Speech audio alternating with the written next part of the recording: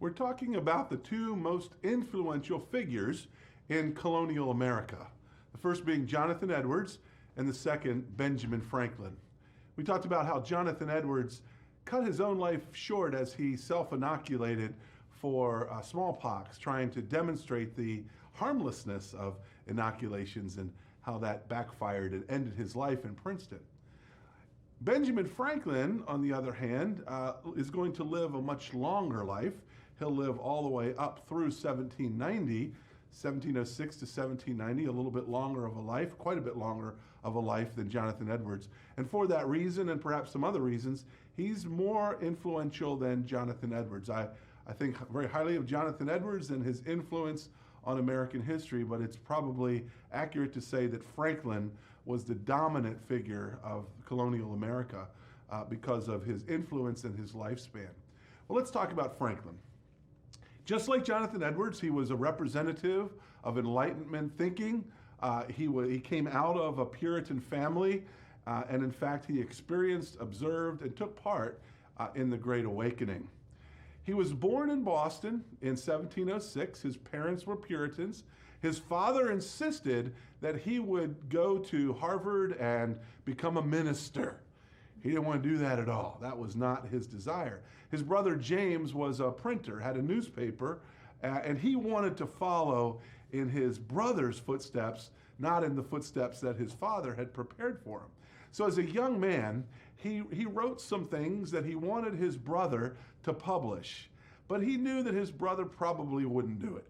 So what he did, he would write it, and then he would sign the name Silence Dogood to what he wrote. At night, he would go in and he'd stick it under the door of his brother's printing shop. His brother would pick it up, he'd say, "This is really good stuff," and he actually printed the Silence Dogood letters, not knowing that they were in fact the writings, the earliest writings of Benjamin Franklin.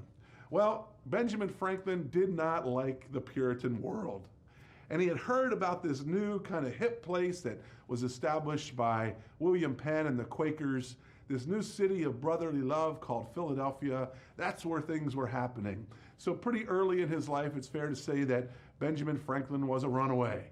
He decided to leave his family, leave his Puritan legacy, and go down to Philadelphia where the really hip people were living. And what did he want to do in Philadelphia? He wanted to be a printer, just like his brother. So he went and he attached himself to an established printer there. And not long after that, he became the owner of his own print shop, and he printed his own newspaper. But Franklin was a genius. Being a printer is kind of a small part of who he was, although he took that role very, very seriously. But he was a major inventor. He was just like a typical Enlightenment scientist, a philosopher, always trying to figure things out, always trying to come up with something new, something practical. And his list of inventions is very, very long. Perhaps the most prominent are the invention of the bifocals, which have a different lens on the top and the bottom for when you're looking close and looking far away. The Franklin stove, we kind of call that a wood stove, a stove that's in the middle of the room, and it keeps the whole house warm. It's not a fireplace where most of the heat escapes out, but it's actually inside an enclosed box, and it radiates heat. People are still using Franklin stoves today to heat their house in a very efficient way. He, after discovering lightning, which we'll talk about later, he invents the lightning rod, which prevents barns and buildings from burning to the ground in the middle of various storms. We know that he's most famous for going out with his son one day and showing that electricity is in fact what lightning is all about, by flying his kite, putting a key on the end of it and showing the spark. As a result of that experiment, the kite experiment, Franklin gained an international reputation, particularly in places like London and Paris. In Paris, he was probably more famous than he was in any part of the colonies because he had published his studies on the discovery of electricity, and that made him an immediate celebrity. He became, as a result of his celebrity, he became acquainted with many kings and queens of the European nations. And so as a result of his access to the nobles, he became America's chief diplomat in some sense. He could represent the colonies and go over and have access to the highest ranking officials in London or Paris or wherever. Now, when it comes to religion, Franklin was somewhat different than Jonathan Edwards. Probably most people say very different than Jonathan Edwards. But many people would say that Franklin's religion became the religion of America. At first, he started out as a Puritan, and he started writing some documents that defended Calvinism and predestination. But when he moved to Philadelphia, his way of thinking about the world changed. Now remember, Philadelphia was dominated by Quakers at the time. And the Quaker religion kind of, it was contagious, and Franklin caught it, as it were. Now, he never declared himself a Quaker, but a lot of their ideas about equality, about abolitionism, about friendliness, they're called the Society of Friends, were very dear to Benjamin Franklin. In his biography, he says, at some point in his life, he became a deist.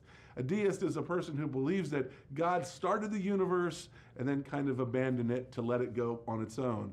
It's not quite what Franklin ultimately ended up. He's probably more of a Unitarian insofar as in his writings he would say, I believe in all religions. They're all about the same and they're all as good, one is as good as the next.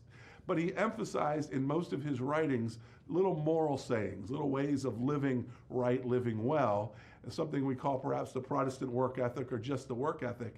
And the means by which he transmitted these ideas was a little publication that he printed in Philadelphia called Poor Richard's Almanac. And in Poor Richard's Almanac, all of his little moral sayings were printed on a regular basis. Early to bed, early to rise, makes a man healthy, wealthy, and wise.